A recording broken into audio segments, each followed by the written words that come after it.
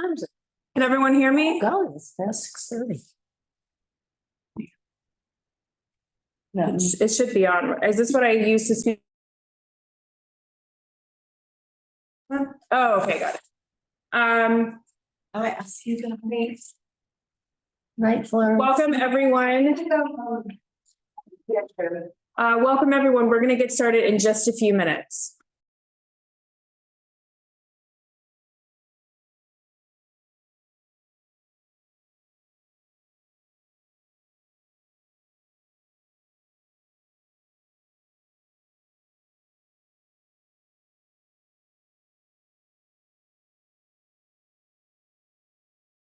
I see that someone has their hand raised. If you want to put in the chat, so we're not taking any public testimony at this time.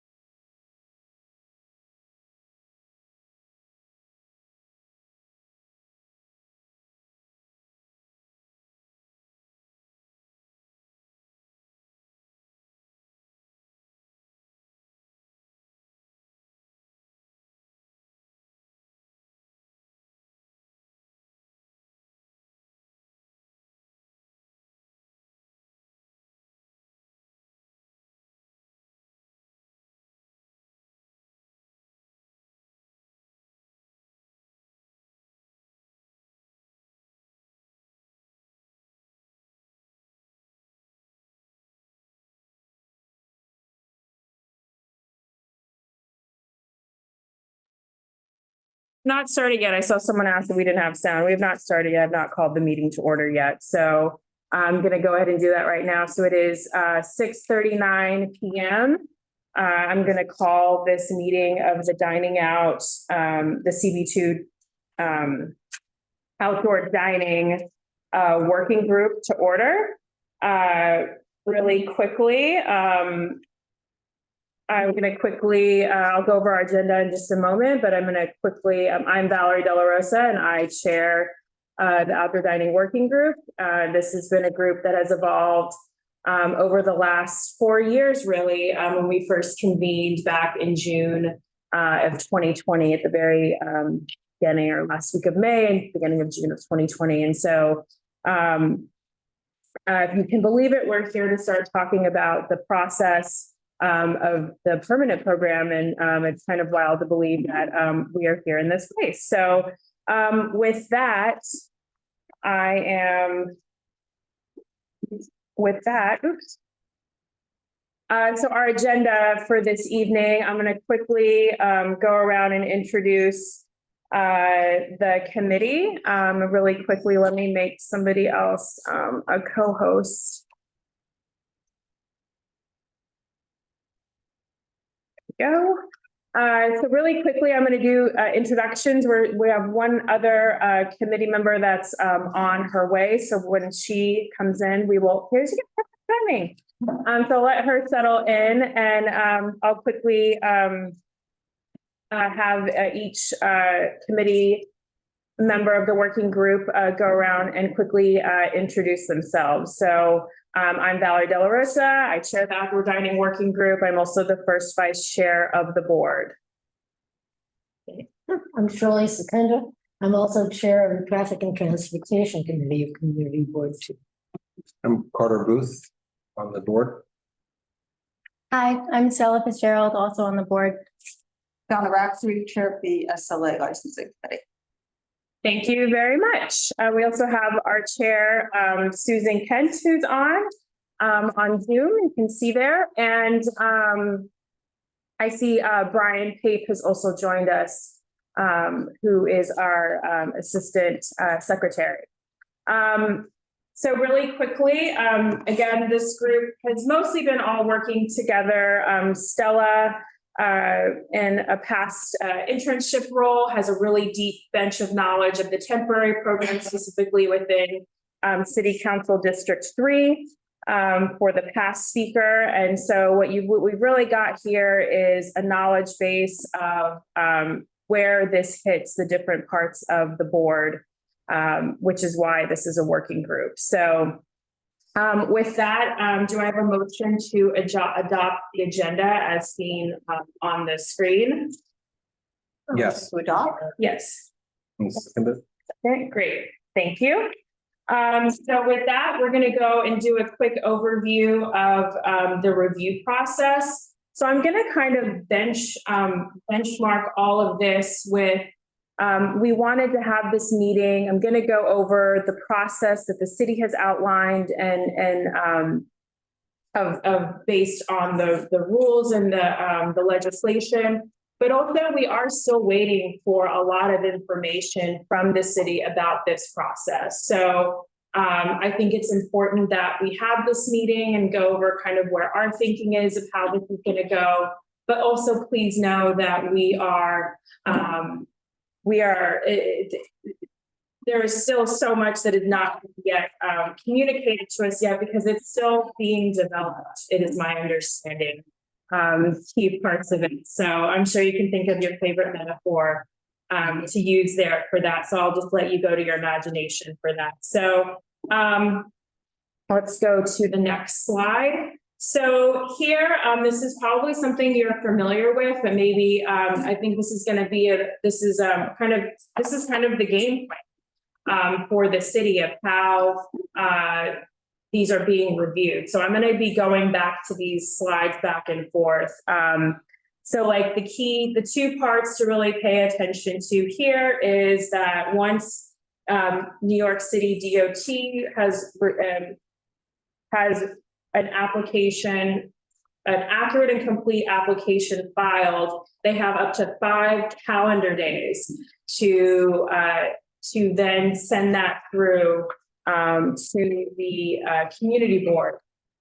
The portal opened up on, if you go to Dining Out NYC, .nyc, there's an application portal there. Also, the Community Board 2 website has an outdoor dining page that has a lot of resources on there for the, anyways, we'll get to that in a second. Let's continue with this review process. So, so the portal was, so again, like there is a lot of unknowns and delays. We have not received any applications. We have not yet that have been forwarded on to us. It certainly does not mean that operators have not applied. We've heard in our in our SLA committee that we've had operators tell us that they have applied. So we're just waiting for those to be properly forwarded and noticed to us. And then we have up to 40 days to review a sidewalk cafe application. And so from that, so I kind of just pulled that out here. And so our thinking for the outdoor dining working group is we're going to receive and file the application on a Google Drive that will be open to the public. of the notice. And then we are learning through, there's this portal that we will have some sort of, and when I say we, I mean someone with a city email address. So one of our staff members will have access, the administrative access to the portal, with the application portal, where we'll see on our end who has applied, and then it'll have all of those materials such as site photo, the site plan, the required photographs, the different, the pest control plan, affidavit. So those will be there, and we will tell, we have a process to tell the office, here, the CB2 office, of what to pull from that website to then put into this Google Drive. So each application will likely have to have some sort of folder with the address, so that it is, so that the public has access to these materials to look at as well. And we also are going to use this this process to create an archive, because these addresses are going to affect other committees such as the SLA committee. And so we'll want to have a holistic place, an archive for the SLA stipulations, if they're serving alcohol, to be there, along with all the other materials, in perpetuity afterwards. So it's a working archive. And so we're going to be working on kind of starting that from the beginning and not coming in at the end. So stay tuned for that. So from there, we'll have received an application. We will then schedule it either for the current month or the next month based on a cutoff date that I've set. As you know, the community board works on a 30-day period, and it's a very, very tight window of time to get these in by the time we have our full board meeting, which is always the second Thursday of the month. So the second to last Thursday of the month. So it gets really tight.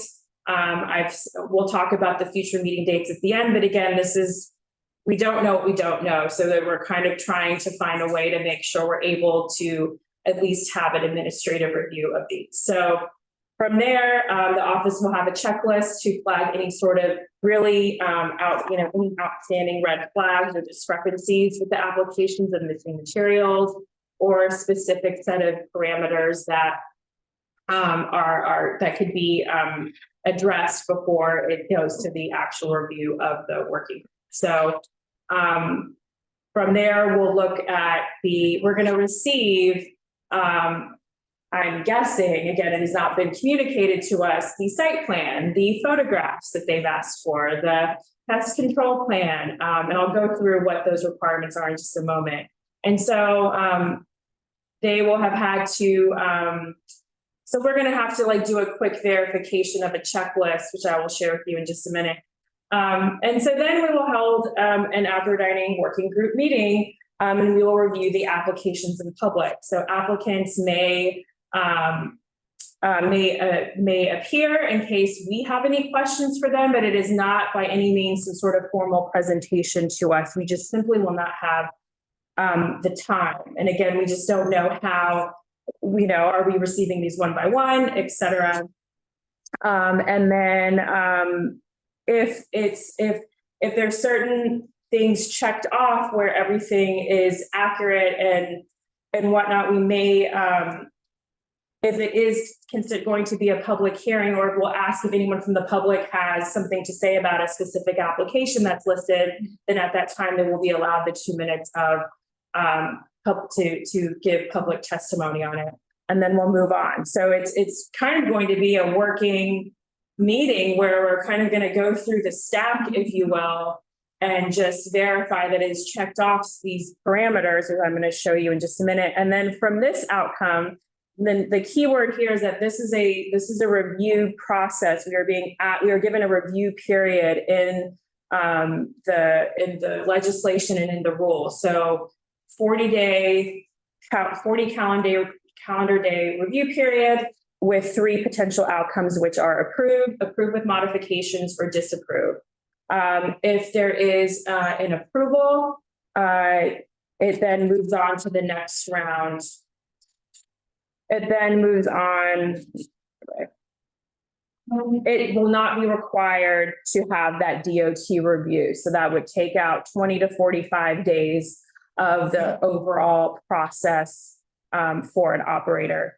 If the community board does approve with modifications, that will trigger that DOT public hearing for a sidewalk cafe. And if the community board disapproves, it will also trigger that public hearing for the sidewalk cafe. So any questions there from the committee or any comments? I can just sit here and be the only one talking. So please interrupt me and let me know. The only comment is, I can only imagine that there are going to be numbers and numbers of applications and that we might consider adding to the committee, because I think it's going to be an extensive kind of review. Well, and that's a lot of why we want to have a checklist that the office will determine, like, what are the ones that we're going to need to have that more in-depth discussion on, and which ones are we just going to say, if the applicant wants to come say something, they can, but they are not required to appear before us. But one would think that if an approve with modifications or a disapprove would then lengthen their, path to being approved, that likely they would appear. So in other words, like the process that's set up at least facilitates having sort of a checklist against which they automatically right. are in accord with. And ideally, right, ideally based on the rules, it's an accurate and complete application that's being sent to us that has made sure that the parts aren't missing. And so, maybe it's a cursory Google Streets view of, oh, there's actually a manhole there, they didn't account for it, those type of, quick things, but I think it'll go very fast. We will only have a few minutes for each one. Yeah. It's not but also I have to give the city, significant credit. Their website's very clear. Very. There's no mystery. And apparently the first review process will be by the Department of Transportation, so that the cursory review of anything that jumps out will have already happened. And I believe we'll have to see if it's not accurate, then the submission theoretically isn't complete and it won't get referred to us. So the big question is, if something has to be amended, how does that happen? Right. And how is that included in the process? And we've already saw a couple of people who indicated that they've not applied, but indicated that they would like to have outdoor dining just this week. Now that the rules are out with the liquor licensing committee, and one, for example, it's unclear what something in the street is, whether it's a transformer or not. And their measurements from the transformer, which would adjust the roadbed dining, or if it's not a transformer, what's the measurement requirement? So a lot of this also may be trying to figure out what, particularly in the roadway, what exactly something is, because different rules apply. So if it's a manhole, you have one rule. If it's a transformer, you have another rule. If it's a water shutoff, you have another measurement. And so a lot of this will be everybody learning as we go what those things are. And we just said one with a sidewalk. Found something that we didn't find it, because they're good, they put pictures in. Yeah, but we had So something in the whole education of it, but we had something that was some sort of event that stands up, or maybe it's a measurement for gas. It's unclear to us what it was, so you don't know what the measurement is. But hopefully, I think that, for the sidewalk cafes, we had a significant number of sidewalk cafes that were fine for the most part. And so it may be seemingly complicated, but I think it's very straightforward. It's just a question of what is something. Yeah, yes. And volume and potential volume, right?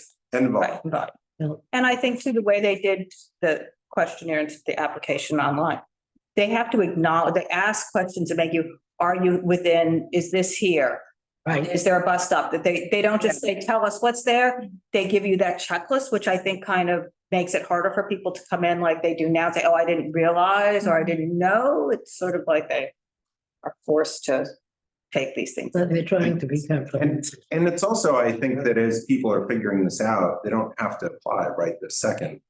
And as a result, we may have, it may not be as many as we anticipate in the beginning, but there may be a consistent workload through August. And also as establishments, whether they do it themselves or retain somebody to have all the appropriate documents, et cetera. I mean, it's going to be going on for a number of months. And also some places may not be eligible. We had another application that they did not realize the sidewalk width requirement because they had not looked up which type of corridor their street was. And so it was a 10-foot clearance was required instead of an 8-foot. Yes, and what Carter is referring to here is the DOT pedestrian mobility plan. If you go to the CB2 outdoor dining working group page, there's links. There's a link there to the map where you can look up and see what corridor category your street is in. So the DOT has classified all of the streets into 5 different categories, and we'll get to that in a second. Corridor categories, and I've been working to get their public realm unit to come give a general presentation, just an info session, so that all the different people on our board in particular can hear that, because it also is driving so much of what's happening in the street activities, obviously transportation, and also the sidewalk cafes here. So we're trying to get them to come for this meeting, but for a couple of months, we've been trying to get them on the calendar. But have not, I've just had to keep pushing it out a little bit. So hopefully stay tuned for that. We are in contact. So then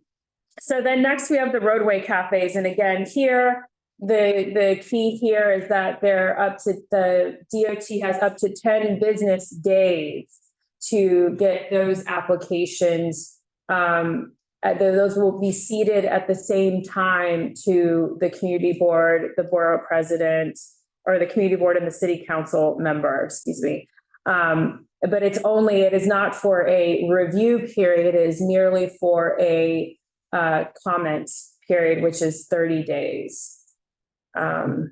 Less than the sidewalk. Mm-hmm. So, and every single roadway cafe application will automatically have a DOT public hearing. So regardless, again, they're not looking for approve, disapprove, approve with modifications, but that is what we should speak in the same language about the roadway cafe as the sidewalk cafe. I'm open to a discussion of that. So same thing, we'll receive it, we'll file it in the 2 places of the Google Drive, and then for some sort of formal archiving at the same time.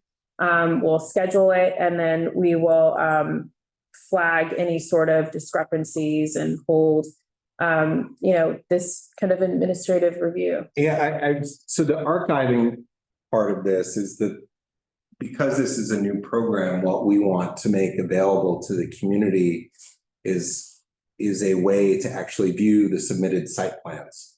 And in the past, those site plans have not been made available to the community in an easily accessible way from the city. So since this is a new program, we thought we would try to do that by attaching a copy of the submitted plans so that the public can review what the appropriate setups are. And that's something that we're going to try to do administratively. It's a significant amount of work, but it is something that we'd like to try to do in the beginning if we can, because we're starting from the very beginning on this program. Great. And Yeah. Yeah, I've done some, I mean, it's different types of archiving, but I can. Perfect. Great, excited. And that ties together too with the output, right, from the board, is that we have to figure out how to do that we can process if we have a lot in 1 month in a Right. consistent way Right, through the whole review. so that it's very clearly communicated what the board is voting on. And then it's, again, what it is my understanding, there's going to be some sort of feedback form on the Dining Out NYC portal. And it's not clear as to though whether or not there's some sort of character count limit or not, and are, you know, are we allowed to, is it attaching, you know, the PDF of a resolution or of a letter, you know, our resolution in letter form, et cetera. So again, we're all here with you, like trying to learn and understand how this is going to actually roll out. So I think that's important to know. So that portion, the feedback form, is still being developed. It is my understanding. So again, insert your favorite metaphor here about that. So one thing, so what happens, you know, here both in the roadway and in the sidewalk cafe is once an operator gets to the end of this chart, you know, 1, 2, 3, they've gone through all of the boxes. And then on the sidewalk, once it gets all the way to the end and they're approved, then whether it's a roadway cafe approval, whether it's a sidewalk cafe approval, if they have an existing setup from the temporary program, they have 30 days to come into compliance with the Dining Out NYC rules. And it's my understanding that there is an automatic review, like enforcement review at the end of that 30-day period from approval to confirm that they have come into compliance. So the compliance will be much easier because right now there are no approved plans. right, Which is why the community board wants to put the approved plan. So why we'd like that to have a goal, because then it defines exactly how the layout is supposed to be. And this was a significant reason why with the previous sidewalk cafe program, which Community Board 2 had the most licensed sidewalk cafes, ran fairly successfully because it was very clear what the layouts were supposed to be. And so I think that there'll be a lot less discrepancies in what the approved setup will be Well, once we finish this. So enforcement is a separate issue, but we will know what's supposed to be. right. And we do know that there is a 30-day cure period for violations. I have a question about this. I'm just wondering, some of this sounds so loosey-goosey to me in the sense that people will have the opportunity to comply so that they can get the license and the what do they call it, revocable consent. But from my point of view, there would be so many applications. Wouldn't there have to be some way of sifting down to fewer? I mean, why would there be that allowance? We don't have the answer. I'm just asking. Yeah. You know, for give them the chance to comply. When you apply, I mean, the whole idea of comply of The automatic 30-day check, or well, just in general. If you're applying and you don't, your application doesn't comply, doesn't that kind of be a reason to eliminate you? That's, I guess, what I'm asking. Well, it depends on the staff. You know, imagine our community board has a significant number to review. The Department of Transportation has an even higher number at the onset of the program. Right. But as the program moves forward, there's obviously less applications, you know, as things move forward. So I think what we're seeing now is they're trying to figure this out Yeah, as they go. And that puts us, you know, in a position of not knowing what we will get, what we have to review, how we send that back to them, who will review it. And also, it's unclear how many applications there will be. Yeah. And there are some setups that may not be allowed under the new program with the new rules. You also have to pay a fee.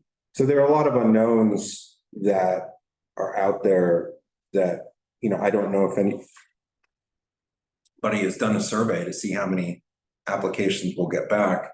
I mean, Stella has visited at one point in Community Board 2, Council District 3, every single temporary setup. And I think only 93 or 93% were not. out of compliance in some manner, not necessarily all significantly out of compliance, but, you know, so this is a bigger step when you have to put on paper And clear what you've rules. set up and clear Yes. rules. Clear rules this time. I mean, and it's a Right. program and we're not in, so one can hope it will be smoother. Well, and also there's a portion of that money put up front that if you're not in compliance, you don't make it through, you don't get back. So there, it does, It's non-refundable. yeah, it's non-refundable. So there is, you know, that aspect of it. So, And I think Valerie, isn't that 30 days sort of like, here we have our setup, we've kind of done it, we think this is right. I mean, I don't think it's people necessarily like now people are just all over. People just may not understand. So their drawing is there or somebody comes in and budgets it. Is that sort of what they're in that 30 days? well, also remember throughout the application process, they have like an actual person, a plan reviewer that is assigned to them. Like, so they have someone who is in dialogue with them throughout the entire process to ideally guide them along. I don't understand how that's possible, but it sounds fantastic and ideal in practice to have a consistent person who's guiding you of your interpretation or of your attorney's interpretation of the rules. So, so with all of that, this is a great discussion. Thank you. Let's go over the requirements. So the checklist is, these are the requirements for both sidewalk and roadway for the petition. So this is, you know, you can also see these on the Dining Out NYC website. And if you go to like the apply, and that button's like everywhere now, and it shows you, it's like step 3, apply, and it shows you all of the different forms that are required. And so I'm just kind of showing you some of those there. They will be required. And it's very, very clear. If you look at the visual, there's a whole visual set of guidance, but it also says like, this is the visual, you need to look and know the text rules. And again, I have links to all of those, again, also on the CB2 outdoor dining working group page, which all links back to Dining Out NYC, but Dining Out NYC is like also, you know, so if you want, there's also other information that's like not on the Dining Out NYC, like there's nothing about the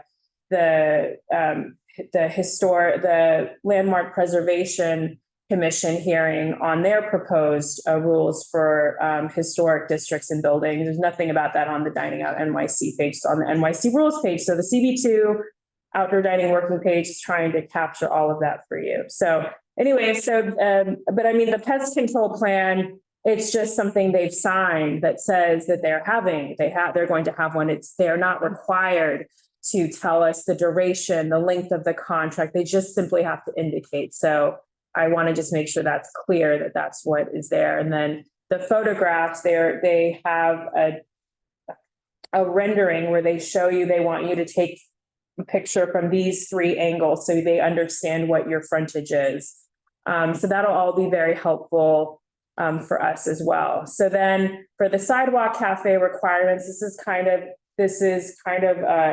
the checklist. Obviously, we're not going to check for noise. We can't check for smoking. We can't check for maintenance. So that's just a check off of like, if there's a question or whatnot about to prompt anything about whether or not they have like, a stereo system or something outside.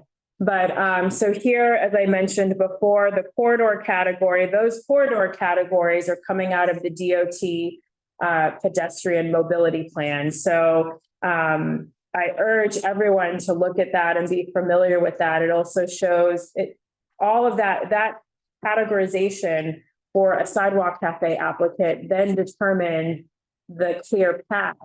And in the rules, there are certain exceptions for certain, I think it's on the regional corridor for the clear path not having to be as large as it's dictated in the pedestrian mobility plan. So I outline that again on the CB2 outdoor dining working group page to look at, and it also explains what the different categories are and also links to the interactive map on Open Data NYC that allows you to look, because you will be surprised at what streets are categorized here, and they change by block. So you might have like Sullivan and Thompson one's a global, one's a regional corridor in certain spots. And so all of that's going to determine the clear path for sidewalk cafes, which is why we've been working for months to try to get that presentation so that we can best understand that. So hopefully that'll be happening. I understand that because some of them just seem to be so varied. Oh, they're very, very, yeah. One category. Yeah. I didn't understand. Yeah, and they, Rationale. they seem, I was looking at, I want to create, have a static map that I can put on our working group page that just shows very quickly what the outline is for ours, so that it's a quick reference. But I urge, the interactive map is going to be the most accurate, just to see what that mix looks like in kind of a one view. So maybe I'll try to get that up there. And So the clear paths and the rules are a little bit different than the. they are, yeah, realities. You yeah. gotta look at. Yes, you do. Yes, you do have to look at the rules, but the explanation of what the different categories are in the It's a great little. so yeah, it is a great. So that's all linked. And thank you, Carter, for putting that in the chat.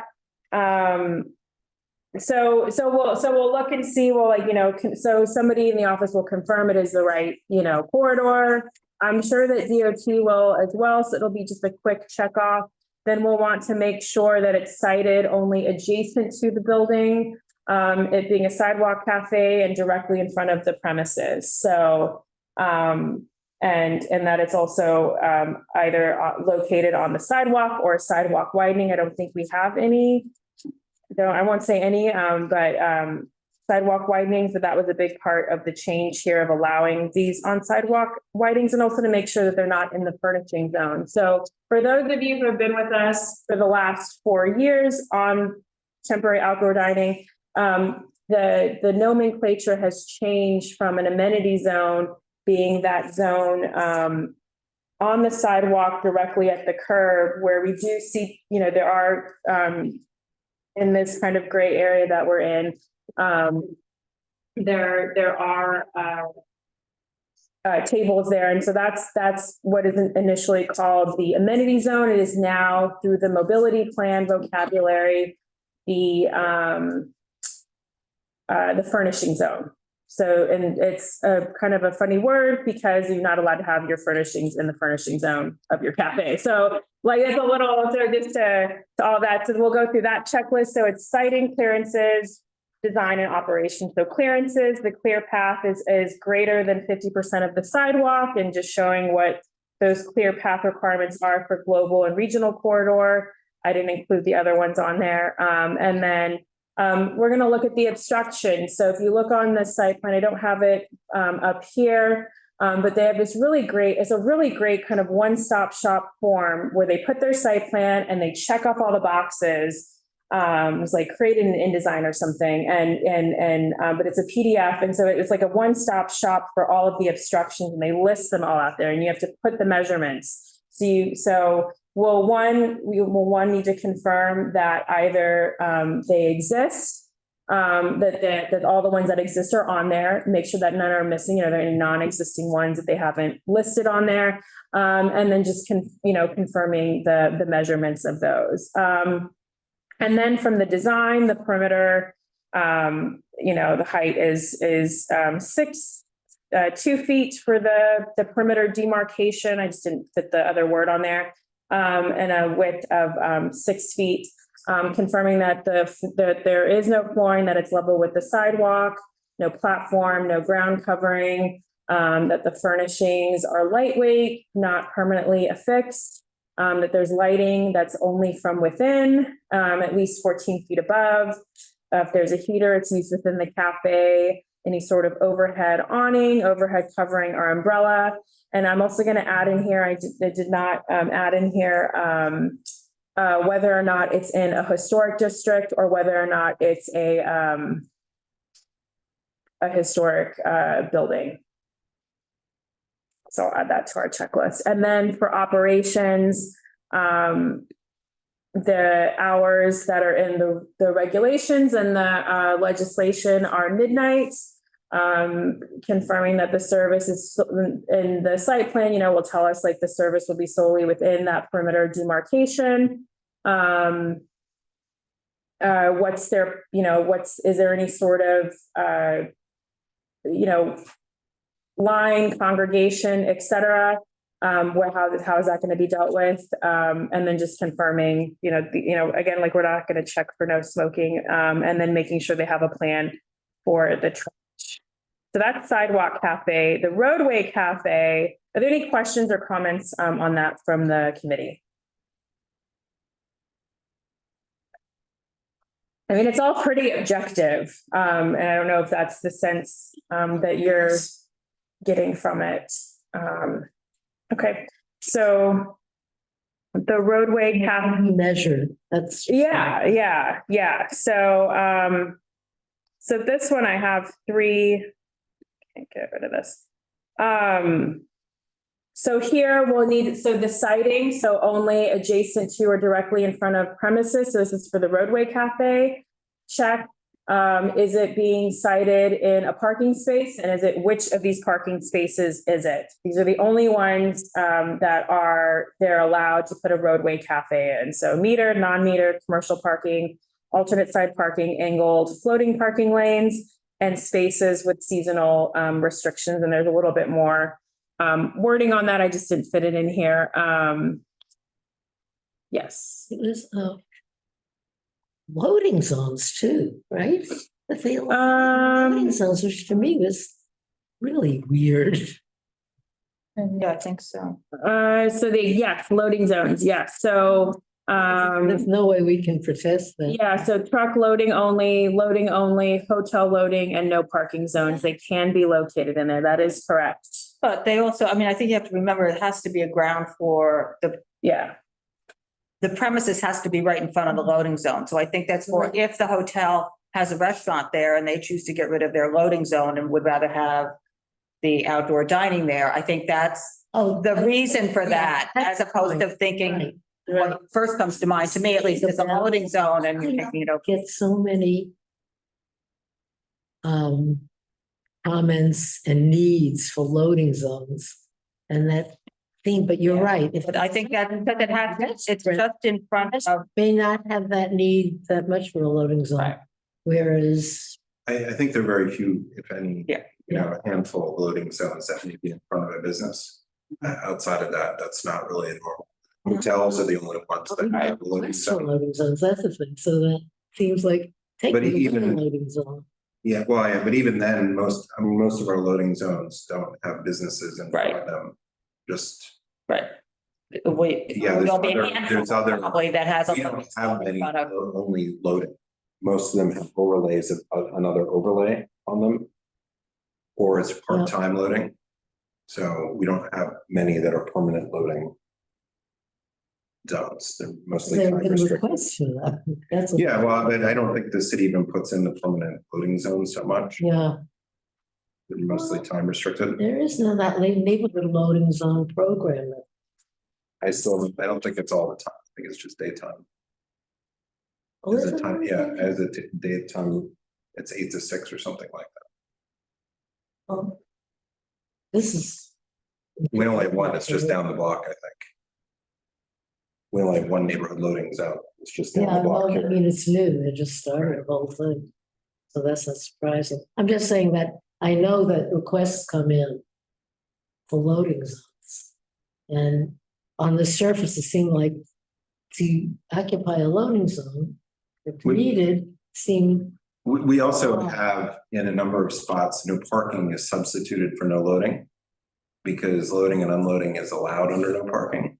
Mm, And so we just had an application at 214 Sullivan Street, which is in a residentially zoned area. But there's a outlier commercial building, which had no parking in front of the building, and they're going to be putting in roadbed dining there. And that's the type of thing that could disrupt, you know, our one-lane streets, because there's nowhere for the trucks to pull over. that was. what So in my that's mind. that It's the becomes, double parking then yeah. kind of defeats the purpose.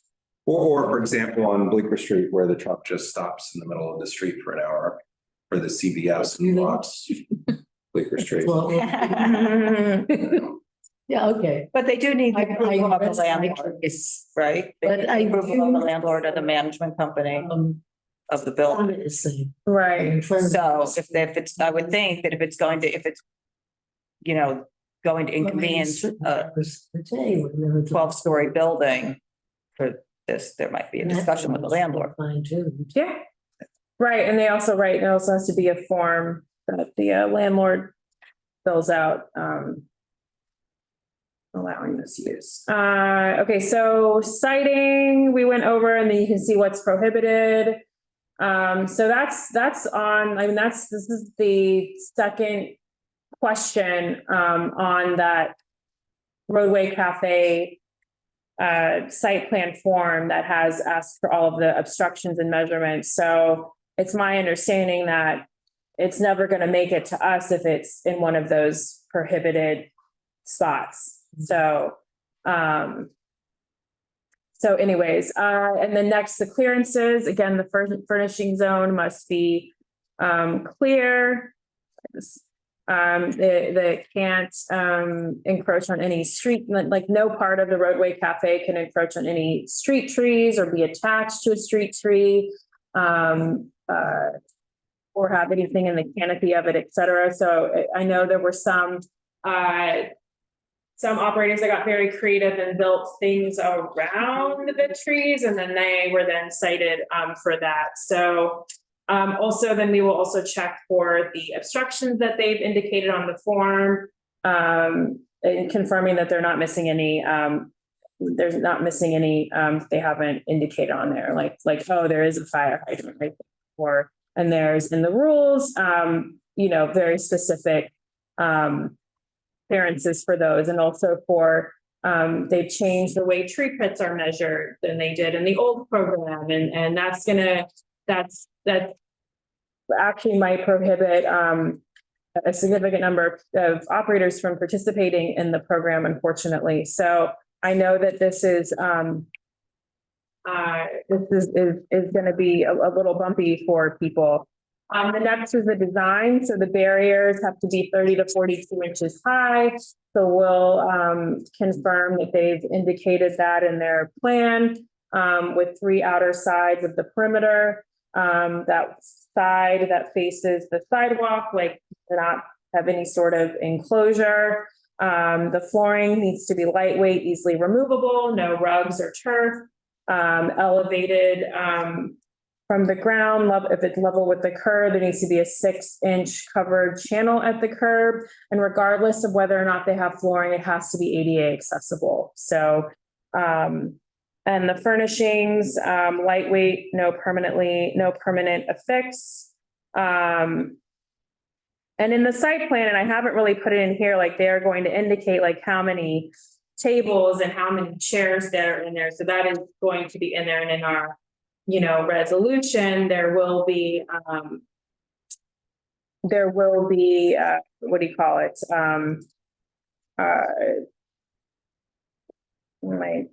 My word here.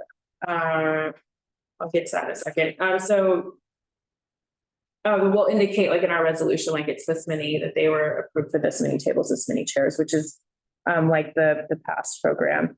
And then there's different for the plantings, there's a maximum height of 46 inches and are not located within 50 feet of any regulatory or warning signs. And there's a list of those that are in the rules as well.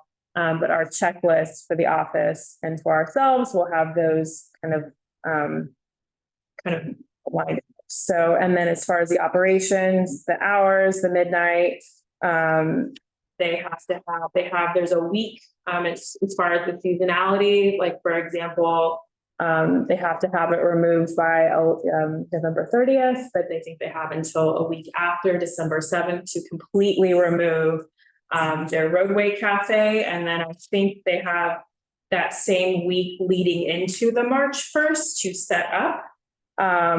And so just kind of checking that they have a plan for that. So so there's more to each one of these. So the design, as you see here, that on the siding, continuing on that,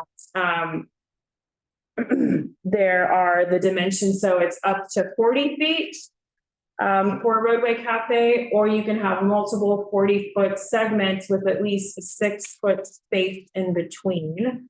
If it's a 40-foot cafe and it's adjacent to another cafe, then you subtract 4 feet 6 inches from the boundary of the premises. And if it's less than 40 feet and adjacent, you subtract 1 foot and 6 inches from the boundary. So we'll be checking for that.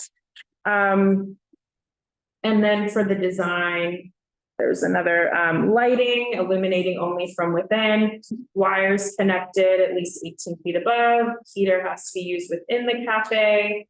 And then you can see here, there's some things we'll be checking off for the vertical screen and the overhead so that there's nothing that extends over the perimeter. If you look at the 4 different modular examples that DOT installed across the city, 2 are in Queens, 1 is on the Upper West Side, and the one closest to us is in CB2 at Sunday to Sunday, I believe it's called. So you'll notice that there is no overhang of the covering at the top. So there's that, 6 feet above the ground, planting, lattice or clear plexiglass, no opaque.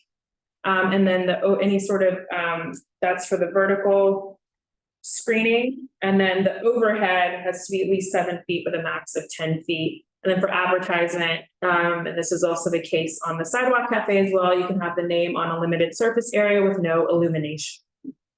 And I think that's it for those. So some of the outstanding issues. So any comments on any of that from the committee? Just want to make sure. No? Okay.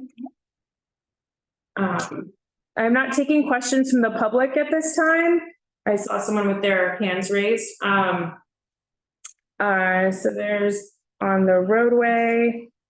And then the outstanding issues. So again, I kind of said this at the top of the meeting, it's not clear. Well, maybe it's a little bit more clear now, but it hasn't been specifically communicated as exactly what we're receiving. And the other kind of outstanding issue, which I think is a big deal for us, is while yes, it is very clear that the sidewalk application, petition and revocable consent and license fee are separate for sidewalk and separate for roadway, but we know that especially in our district, that operators will choose to have both. However, these are not being handled in tandem. So it is not, it's not clear. And I think now, since I've posed this second bullet point question, it sounds like we are going to be reviewing these separately, not efficiently and holistically in my mind, as in one kind of entity, even if with them being separate licenses, it is all working in tandem together. So that will be interesting to see how that works, because of the as you know, the review period. So that, right. So what if they are coming together and we get an operator that is applying for roadway and is applying for sidewalk, it's not clear. But I think the answer is that they're reviewed separately. So they have separate review periods, and that's what it is. I'd be interested to see, just out of curiosity, how many sidewalk cafes we get this year, and then what roadways might wait until next year to apply for their roadway. Right. They can still be Right. operating. Thanks. Right, and DOT has indicated on their website that they're expecting the entire process, so that kind of chart I showed you with the arrows with the 1, 2, 3 that shows the entire process, that's 5 months and 6 months respectively. With Sidewalk Cafe being 6 months, because as you know, there is that longer potential city council, there is no city council call up for roadway cafe. So it's a shorter, so that they believe that roadways will take up to 5 months to get approved. And they believe that sidewalk cafes, or they're forecasting that sidewalk cafes will take 6 months because it does have that potential city council call up and also has the potential DOT hearing. So. And then in the bike lanes, as we all know, and I know especially Donna and Carter have long been on this issue with the service of alcohol over the bike lane. That is prohibited by the state of New York law. It is bounced back and forth as to who's actually enforcing it.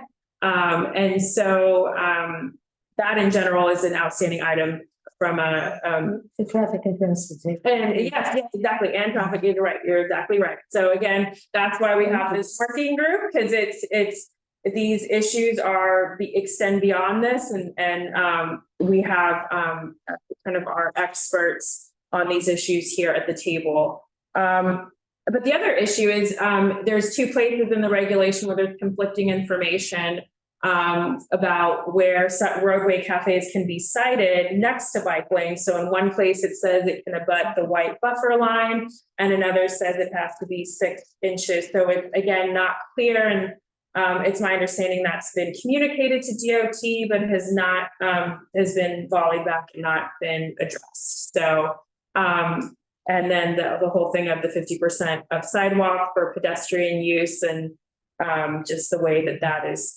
calculated. One of the other things that's not addressed very clearly, and this is with respect to the bike lanes, is ADA access and use of temporary ramps. And so temporary ramps are often used to provide access, but if you need to deploy them, it interferes with the city bike lane. And it seems like people's head is a bit buried in the sand about that issue, because I'm not sure creating an obstruction in a bikeway is allowed. And so the question becomes, how will the city address that ADA access, and whether or not a ramp whether or not they remove any elevation, meaning that no floorboards, but that's impractical in many areas where the roadbed is not flat. Yeah. And then secondarily, whether they are recessed into the roadbed dining, but that may be impractical because of the reduction in the number of tables and chairs that it requires. So that's an open issue, which I think is something you should be asking about. And I think that the advocacy community will also be asking about. And when I say advocacy, I mean everybody, because that's Asking about how you create ADA access utilizing temporary ramps In a bike lane. in a bike lane. Because usually you need a certain grade and the ramp is deployed into the bike lane. And so that's not safe without a written procedure or something. I'm not sure what, it's an outstanding issue. The other outstanding issue is we have just about probably an example of every anomaly. And so in the program, given that part of our district is on the grid, part of it's in small streets. We have cobblestone streets. We have all kinds of means within which roads cross each other.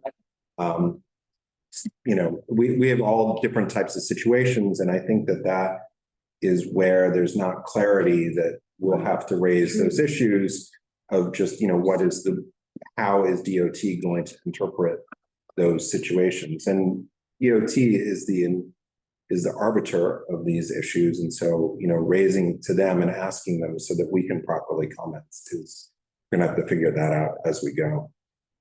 And I don't think we have very many places that the 40-foot roadbed sheds that will have them. Most of our building frontages are more narrow.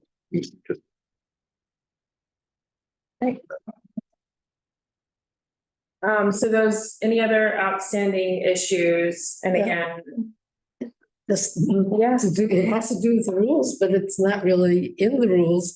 And I'm just wondering if it is any place, which is, we're talking about all these rules and how the heck are they going to be enforced? Is there some kind of team of inspectors that's being assigned to inspect, so to speak? yeah, so they're Is called, they're called corrective actions. Everything gets a name, it's branded something, isn't it? So the corrective And so they have, they can request to correct within 30 days, so the 30-day cure period. And unless, I guess they can also issue a summons upon reinspection, it's my understanding. Well, who's they? That's the question. The question is. DOT. So does DOT actually have, I know they have inspectors for some things. And I'm just wondering, is some kind of inspection team going to be set up that specific? It didn't happen with the temporary. Well, it did. Well, Most of the sites were visited. Yeah, If you talk to the operators, the issue is they were not, consistent. I think it was a complaint-driven process. okay. And as a consequence, there were not complaints. It should be beyond the. Right, but one of the things here, though, is remember there will be a site plan. And it is Yeah. clear what the requirements be are as to yeah. comply. And Okay. the site plan is why we had very few complaints in the prior iteration of the sidewalk cafe, because it's very clear what you can have, what you can't have, where the clearances are. And most of the discussions within the sidewalk cafe committee centered around, for example, the edges of a diagram where you may have had drop-down ladders from fire escapes, or and where you'd have to remove a table or chair or something, or some other variable that resulted in a slight modification. Okay, but that's still dependent on just the complaint. Well, I'm just saying those, Inspectors. right. I was just talking about most of the issues are dealt with the diagram, but the complaints, you're right, that results in an inspection. That's up to DOT to sort that But out. there's no regular kind of schedule of specific inspectors periodically. Exactly. Yeah, no. It's part of the program communicated to us what their plan is for that outside of that I guess automatic. I'm speaking ideally. No, yeah, that it's a 4-year license. So what's the that's, you bring up a great point. What's the cadence of a regular inspection, just the way there's health inspections, right? I just don't, that has not been communicated, so that certainly could be in the I planning. didn't see that it was, I was just. So outside of that 30 days after approval, that seems to be the only one that's been communicated to us that is going to happen. And when I say communicated, that's in the business. So any other? We do have building inspectors, and how often do they come for that? There you go. So, other outstanding issues is, this working group doesn't operate in a bubble. And so, for instance, last week at SLA, we do have liquor license applicants that are coming to us through that committee and through that application process. And so, but that is not the forum for the DOT. What that committee is focused on, and Dawn, if you want to add anything here, is on the service of the alcohol within it. So they will, I'm trying to think of I won't give the specific operator from last week, but they will also be having to submit the information here.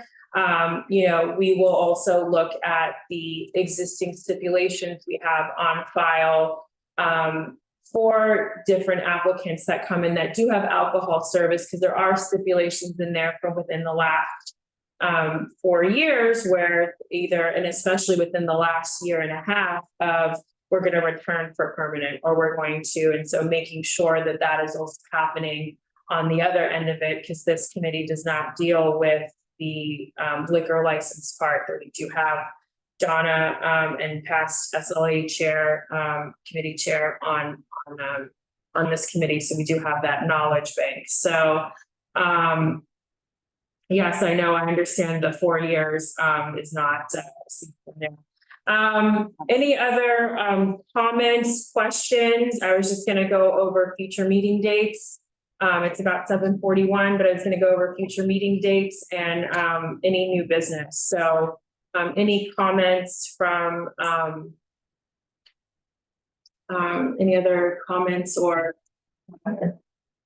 Yeah, I know that there are a lot of questions about the rules. The city website is very complete with respect to the rules, so I encourage anybody to look there. Most of the questions are probably specific to a site, so if you go through the rules, you can somewhat decipher what they are. A big step here is people just learning to think a little bit differently about the rules, how they apply to each street, and it is not. There are a few steps that people will have to take to figure out what the various rules are for a particular site, including what we had mentioned before, looking at how it's categorized as far as the clear path requirements, which goes back to the pedestrian mobility plan that the city has. But the city's website is very interactive, and I think that most people can find answers if you go through that. But it's the city's rules, not our rules. And so we just want to make that clear. It's difficult for us to answer sort of edge questions because it's really specific to the individual applications. Correct. And again, yes, and there's a link to it's the amended rules, like the final rules. Those are linked to that on our outdoor dining page, and that's, a couple of I don't know how many pages it is, maybe like 31 pages. I control F in that document all the time. But I'll quickly address from the chat about the historic districts and historic buildings. So that is going to be a checkbox for us, and we'll list like what historic district it's in and what type of historic landmark it's in.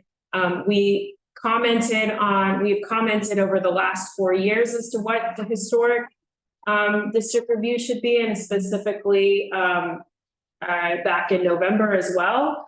But they took, and when I say they, I mean DOT took anything related to landmarks and removed it from their rules. And now the Landmarks Preservation Commission is holding their public hearing on Monday or on Tuesday, March 19th at 10:30 or 9:30 in the morning. I have it on my calendar, but don't have it memorized. And so you can again go to the CB2 Outdoor Dining Working Group page. It's such a long thing to say.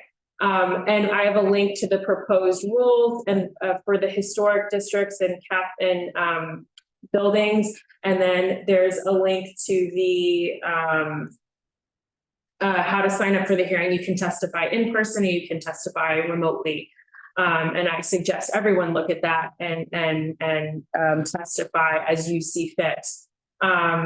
It's my understanding. There was also a presentation about a month ago, and I'll link to that YouTube and I'll have it queued up to the time, but there's a presentation by the LPC, the Landmark Preservation Commission, General Counsel, a light overview of what the proposed rules are going to encompass or not encompass. You can hear what the commissioner says, and it sounded like it's really only going to be referred to them if anything proposed for a sidewalk cafe is touching a building in so an awning or some sort of electrical type of thing, which is how it's been handled in the past. So that's my understanding of what that referral is, and that will come from that'll be an interagency referral.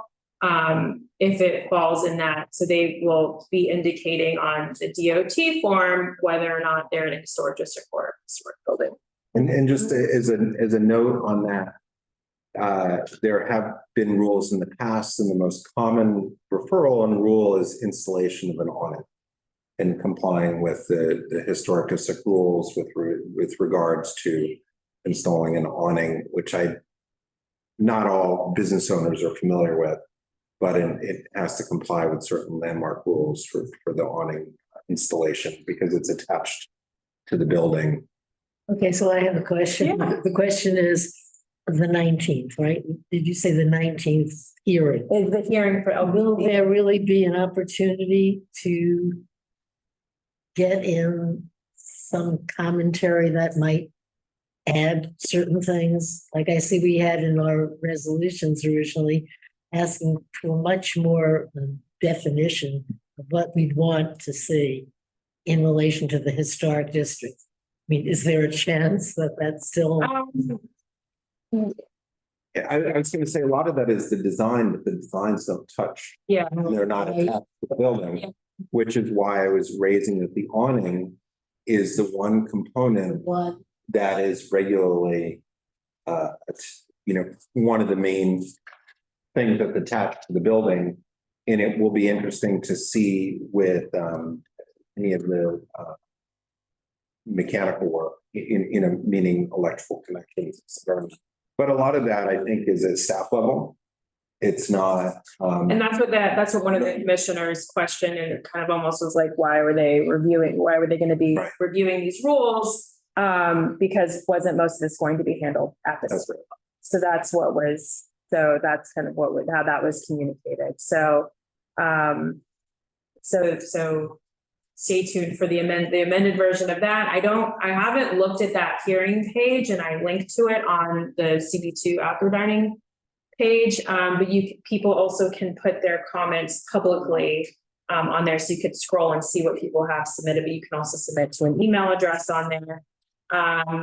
And the other point I didn't put on here, which will be in the roadway cafe checklist, is the 15-foot emergency lane. Of course, that's going to be in the clearances. So I'm going to add that to our checklist. I had it, I think, on another slide I didn't put up there. So if you've looked at the rules, there are frustratingly so potential exceptions for that 15-foot emergency lane. So it's not, and I think that's more of just trying to understand like how that's going to be weighed, since it's such a gray area. And whatnot, is, we have a lot of narrow streets. So other than that, let me go over quickly our meeting dates. As you know, I have us scheduled for Monday, March 18th, and my apologies to those of us who are also on exec, because I know that makes for a very busy week, but that was to review applications. That's why I wanted to have this meeting today. It's just going, we're Tuesday, let's see on Friday if we've received anything, and we'll make the call on whether or not we need that meeting. Because we may also need to move up our April meeting to the end, to the last week of the month to make that 30-day cutoff or 40-day where it lands. I've got a whole kind of matrix that shows like when we receive it and which one it is, where our cutoff is. So, and so otherwise this is kind of where it's landing. So for board members, this is trying to be the Monday before full board week, so that we have adequate time to address anything. And so I kind of have it through through August there. And I put August because that the portal closes August 3rd. So we may, Portal does not close August 3rd. It remains open. That's the last date to file. So you can keep your right. temporary. August, the portal does not close. That is the last. Well, open forever. It is open forever. But if you want to keep your temporary setup, and the city does a very good job on their website, I'm not going to repeat it here, of what happens if you haven't applied by August 3rd so if you have a I'll quickly do it. If you have a temporary setup, you have not applied for the program, your time doing outdoor dining ends on August. I was going to bring up two other things, which for the existing setups, obviously there are a lot of places people have issues with. 311 is where you should make the complaints. DOT is responding, but it's a complaint-driven process from what I understand. So just looking at something that you don't like is not going to generate a result. If, I know many people have watched slowly, some things are changing. I think a lot of those are as a result of complaints. So I just encourage people, if you have an issue, make the complaint to 311. The other issue is obviously the people who are joining us tonight are interested in this. When we're reviewing applications, we really need you to be able to cite certain areas of the regulations that you're not happy with on a particular application, because we truly don't have the time to spend too much time. So we really need efficiency from the public if we can even offer that time for people to comment. And we need your help in having reviewed things as well. And I know that that's, asking you to do some work on things, but that's the city rules website is fairly clear. So if there's an issue, we ask that you come citing where you have an issue as it relates to the city's rules matrix. And that will allow us the time to review everything. If we can send it in advance, it's even more helpful. But as we get closer and figure out what we're getting, how far in advance we get the information out to people, we don't know a lot of those details yet. So we need your help as well to if we're going to have a good process where the public can comment on this, as we might have meetings where we have a significant number of applications. Yeah, and or submitting written testimony, because it's by sheer volume, it's not going to be physically possible to hold a public hearing on all of them, and it's not required to hold a public hearing, it's just required to give the notice. So as efficient as you can be with any feedback, as to Carter's point, that would be greatly appreciated. So this has been a great discussion. Is there any new business from the? How can we put something just because we don't know when we're going to get anything? Can we put something on the calendar when the portal opens, or can we include that in the weekly community board mailing that we've actually started receiving applications? Because I think that's the next key date of interest to everybody. And when the portal is open for our administrative access. Correct. So we may only get information a couple of days before our meeting. We should actively be sending out an email to the public that a one-off meeting that here's what we've received, or right. So and just so people are familiar, we have a certain time frame in which we have to comment. But this initial step off point, it's unclear when that date will be. like the gate is open. Right. Okay. Sure, we can do that. Okay. Any other comments or questions from the committee? Okay, well, thank you all very much. So with that, it is 7:55 p.m. So I'm going to ask for a motion to adjourn. Motion to adjourn. Second, Great, thank you. Thank you, everyone, thank you. on Zoom and, Thank you for updating the page. It has a lot of. there's a lot on there. I've still got to clean up the rest of it, but I wanted to get everything Good to have. on there. So I will add that LPC outdoor dining short presentation that their general counsel gave.